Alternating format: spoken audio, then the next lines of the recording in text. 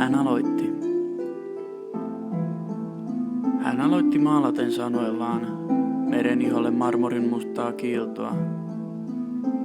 Ja hän näytti minulle tarinan. Tarinan elämän voittaneesta himosta. Tarinan, missä ihminen repi luonnolta selkärankaa hymyillen irti. Enkä minä ymmärtänyt. Mutta tarinan yltyessä pauhaavan merenlailla kohti loppuaan, luonnon muuttuessa kuoleman puutarhaksi ja maapallon valuessa tuhkana ihmisen kurkusta alas, ihmisen päästessä käsiksi itse elämän sydämeen.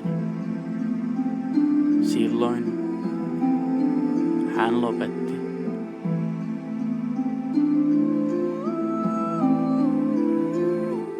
Ja vain jäätyneet varjot jäivät kuuntelemaan, kun verhojen aaltoilu tyyntyy.